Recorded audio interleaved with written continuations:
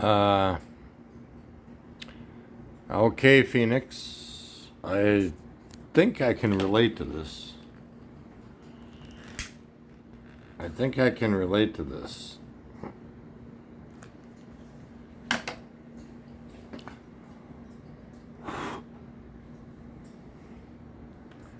Just burn some incense. The third eye. Yes, we've known each other for 4 days, right? Phoenix? No, I didn't say Bobby that time. But we'll pay our respects to Bobby out back later.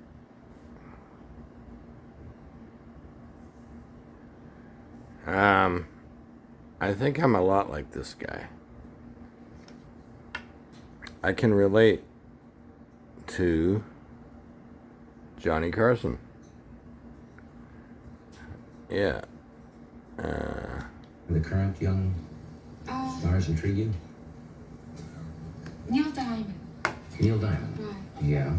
That's it. Johnny Carson reigned supreme as the king of late night during his 30-year tenure as host of The Tonight Show. While Carson was known for his affable charm and easy rapport with guests, even he had his limits. Behind the scenes, Carson harbored intense dislikes towards certain recurring visitors. However, in 1982, one frequent guest finally crossed the line when the guest's manic antics and corny humor pushed Carson's patience to the breaking point. There are even reports stating that after one embarrassing incident, Carson angrily banished the guest from his stage forever. Join us as we take a look at the guest Johnny Carson couldn't stand. However, let's first understand what led up to this moment. The early life of Johnny Carson. Long before Johnny Carson became the beloved king of late-night hosting, don't let anything stand between you and performing at your best. Newly proved show. The Tonight Show, he was just a young Midwestern boy practicing magic tricks, early signs of the talents that would one day charm Americans across the country, including a few guests Carson just couldn't stand. From an early age, Johnny Carson displayed a fascination and talent for performing magic tricks. Born in 1925 in Corning, Iowa, Carson first discovered magic at That's where you came from, great-grandparents, Iowa. He diligently practiced the tricks from the kit, honing skills like sleight of hand, misdirection, and showmanship. Before long, the young Carson was performing for family and friends as the Great Carsoni, amazing audiences with his illusions and charm. This early interest in magic provided Carson with his first experiences of connecting with an audience. Though shy as a child, Carson found that magic gave him a means Like to me. break out of his shell. The positive Breaking out of your shell. Yeah. his passion further, cementing his interest in entertainment as a possible career. Yeah. However, Carson's budding magical abilities were put People on hold change. when he enlisted in the U.S. Navy during World War II. Carson's Navy service allowed him to continue developing his performance talents, as he often entertained his fellow sailors with magic and comedy routines. On one notable occasion, Carson even had the honor of performing magic tricks for James Forrestal, the Secretary of the Navy. This high-profile performance boosted Carson's confidence and made him realize he could succeed as an entertainer. After the war, Carson attended the University of Nebraska, graduating in 1949 with degrees in journalism and broadcasting. Though his coursework prepared him for a career in radio or television, Carson continued to cultivate his magic talents on the side. He soon moved to Los Angeles to pursue comedy writing, landing a job on The Red Skelton Show in the early 1950s. However, Carson continued honing his performance skills through amateur magic competitions, winning several trophies, which he proudly displayed in his office for the rest of his career. Carson's big break came in 1962, when NBC chose him to replace the departing Jack Paar as host of The Tonight Show. Though lacking in experience compared to other candidates, Carson won the job through the strength of his on-camera presence during Are you okay, Phoenix? The network detected a special quality in Carson. It's your fourth day here. You want to turn that on? You want to turn that on? Okay. Brought a new, fresh, and lively sense of humor to The Tonight Show. His monologues became must-watch as he Ah. current events with sharp, intelligent humor. The battery has Celebrity died. guests enjoyed interacting with Carson, whose quick wit and genuine interest put them at ease during interviews. However, Carson never forgot his magician roots, incorporating magic into sketches and comedy bits throughout his 3 decades behind the desk. He's trying to turn on the... was Carson's beloved Karnak the Magnificent sketches. Donning an elaborate costume and jeweled turban, Karnak allowed Carson to showcase We'll get it going again. talents to full effect. Karnak would divine hidden answers to unknown questions. I gave this gift to my niece when she got married. Hilarious responses. The character played off Carson's early fascination with magic, blending it with his natural showmanship and impeccable timing. Other popular magic sketches included Carson performing No, sadistic the tricks battery with has sidekick died. Ed McMahon, only for the tricks to go wrong in amusing ways. Carson also welcomed famous magicians like Doug Henning onto the show, where he always insisted they perform a trick for his personal enjoyment. Let's plug it in. Performances allowed Carson to engage with magic on a professional level, collaborating with top illusionists to break down their methods. Through such segments, it was clear Carson still retained his childlike wonder about magic, that first blossomed when he received a mail-order magic kit at age 12. This genuine passion for magic was part of Carson's enduring appeal. Though he reigned over late-night... Sometimes we gotta recharge our batteries. Seeing Jonny Carson perform or discuss magic always transported him back to his youth. Carson's turbulent marriages and poor parenting. Carson's natural talent served him well on stage and on screen. However, off-camera, his personal life was filled with turmoil. Though beloved by millions of fans, Carson struggled in his marriages and as a parent. Carson's first wife was I can Jody really Wolf, relate. whom he married in 1948 while attending university in Nebraska. By Carson's own admission, he was not the most attentive husband as his broadcasting career took off. Constantly on the road advancing his career, he was often absent from the family home. Jody complained of feeling neglected. Well, when you're famous and you're in the public spotlight, that's gonna happen. And Carson's time away put strain on the marriage.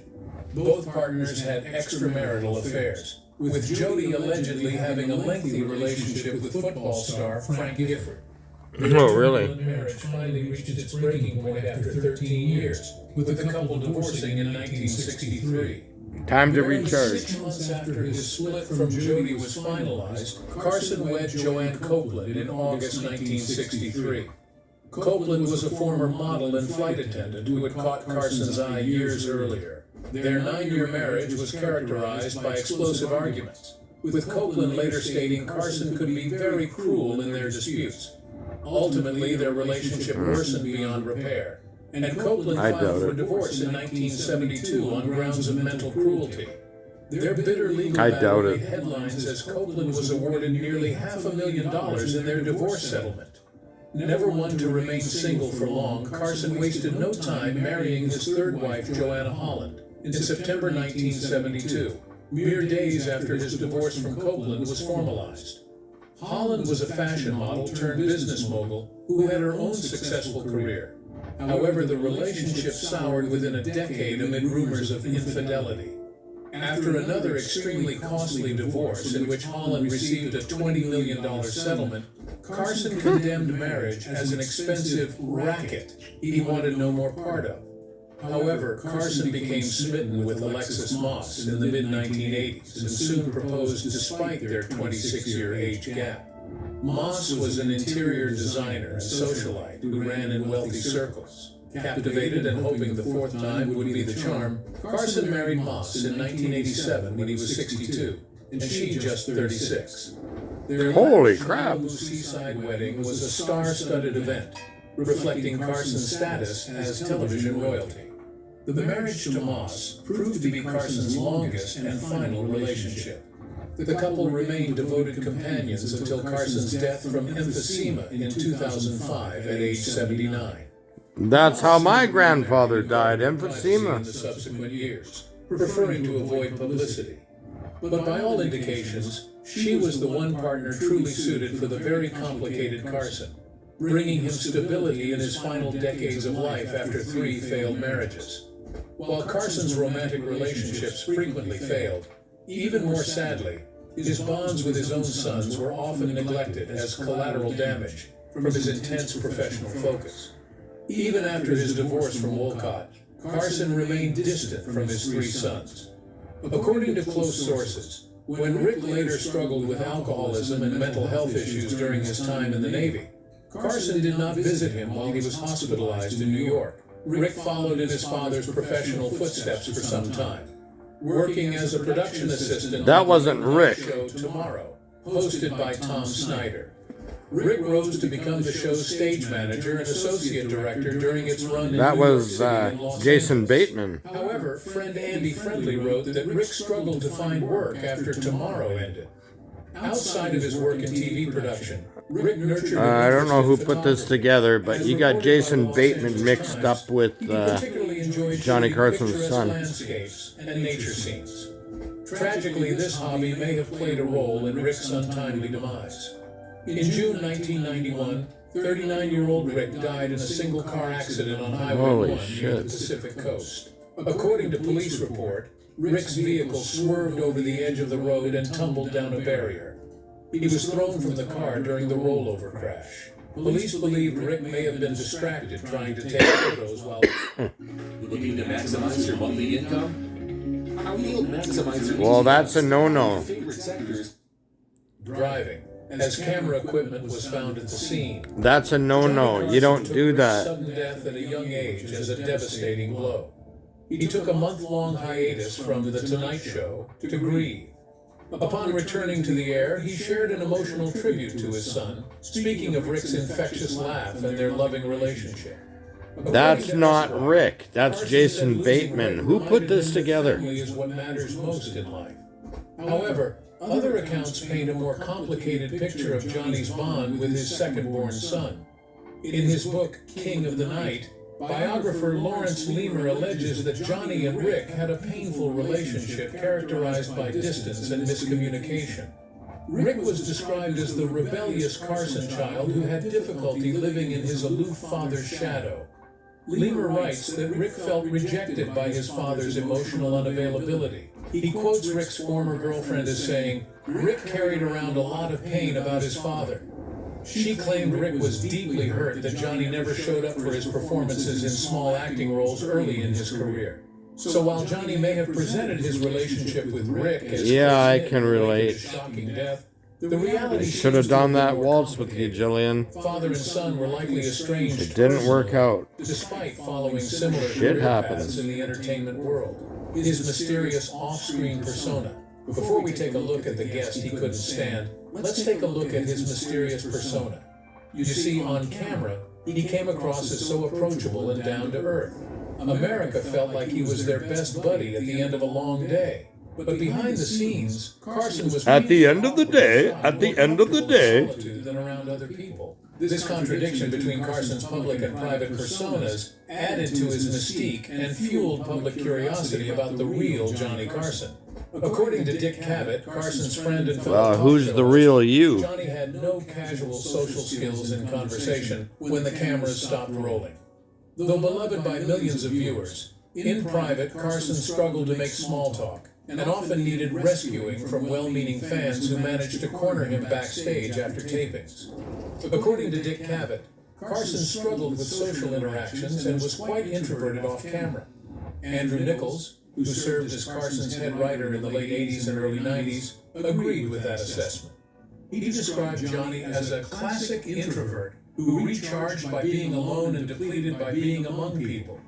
Indeed, while Johnny reveled in the spotlight during The Tonight Show, he couldn't wait to Well, at least I have you to talk to, Phoenix. Nichols The even bird recalls that how rises Carson from the would finish ashes. show, get into his car with a noticeable sense of relief, and be content to just drive home alone listening to jazz music. As Nichols concisely puts it, he didn't socialize Carson much. is a lot like He me. saved his energy for performance. Carson confirmed his introverted nature during a famously rare 1979 interview with 60 Minutes correspondent Mike Wallace. There's Carson the performer, and there's Carson the private individual, and I can separate the two, he told Wallace, admitting he was probably more shy than aloof in his youth. As he explained himself, when I'm in front of an audience, I can feel comfortable.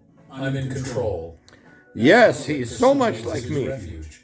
Yet socially, when faced with interpersonal situations that felt uncomfortable or awkward, Carson would just retreat and avoid those interactions entirely. He's so much like me. Carson was indeed very much in control. As host of The Tonight Show for nearly 30 years, he insisted on approving all guests, weighing in. I know what to call this video. Honing his nightly monologue.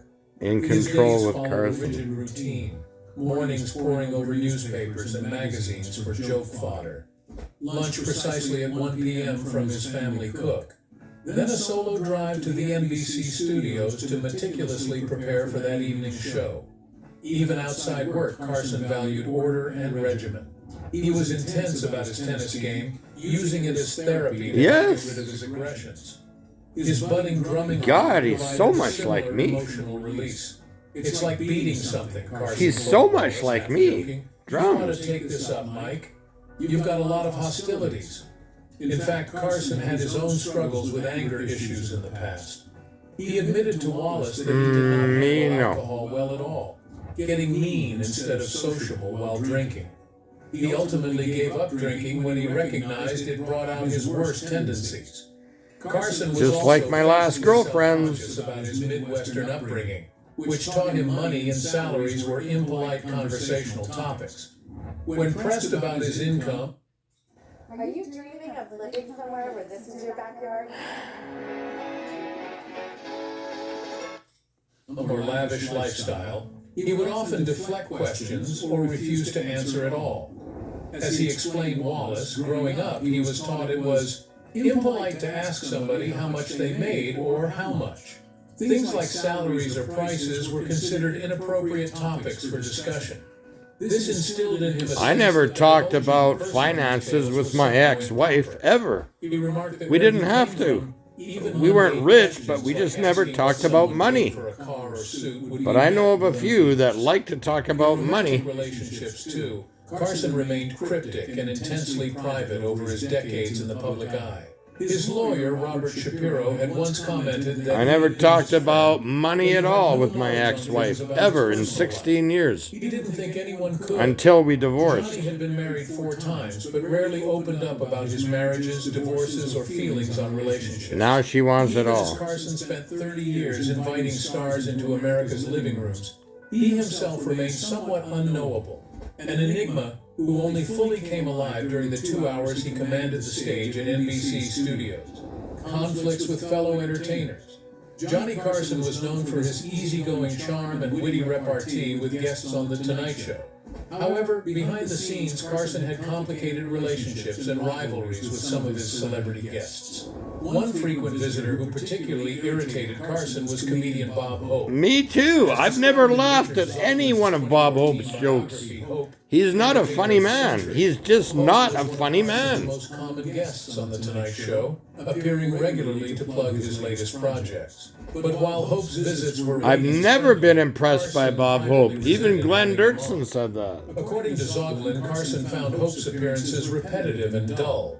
And Yes, the comedian they rarely were. engaged in genuine conversation and instead relied on Bob Hope was not an entertaining man. This creative difference reflected a deeper rivalry between the two men. As Zoglin theorized, the coolness between them was in part a reflection of their rivalry. Carson was the only star at NBC who could challenge Hope for clout at the network. Yet Hope, a primetime powerhouse for NBC since 1950, was still king, and Carson had to defer. As the top late-night host, Carson bristled at having to cater to Hope. Bob who Hope, he leveraged was his not senior funny. status to book himself on Carson's show whenever he desired. Producer Peter Leslie recalled Carson's frustration when Hope would request yet another appearance. We'd get a request and Johnny would go again, and I'd say, "Do you want to tell him no?" And he'd say, "No, you can't turn down Bob Hope." This tense dynamic was heightened as Hope aged, but still continued headlining TV specials. Rowan and Martin were funny, but Bob Hope was never funny. The elderly Hope's appearances on Carson's show had become agonizing. He reported that in his later years, as his hearing and eyesight were failing, Hope's guest appearances had become even more of a trial. He had often had trouble picking up Carson's questions, and Jonny had had to stick precisely to the notes his staff had given him. Carson was appalled by Hope's refusal to retire gracefully, once telling a writer that if he ever ended up like that, he would want them to shoot him. Their strained relationship highlighted Carson's complicated attitude toward aging and losing one's audience appeal. Another celebrity relationship that soured for Carson was his longtime friendship with Jonny. Yeah, I know. I heard about credited that. Carson with giving her big break on The Tonight Show in the 1960s, where she became a regular guest and substitute host. But when Rivers left to host her own show on Fox in 1986, Carson felt deeply betrayed. According to Rivers, she called Carson personally. We got so much in common. But he hung up on her angrily. I have In a been 2012 betrayed. essay, Rivers offered an intriguing theory for why Carson reacted so harshly. She believed sexism was at play. Specifically, she felt that because she was a woman, Carson wrongly assumed she just was his and would never abandon him professionally. In Rivers' view, Carson's anger was motivated by an outdated patriarchal mindset that a female comedian like herself would remain forever indebted and loyal to the great man who first gave her a big break. For decades after, Rivers claimed she was... Yeah.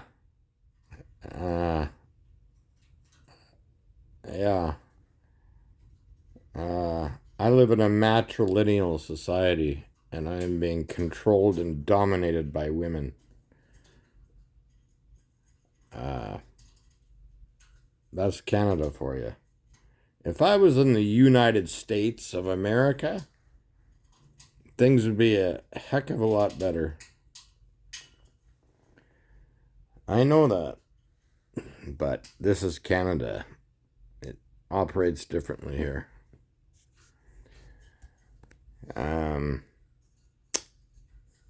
Yeah.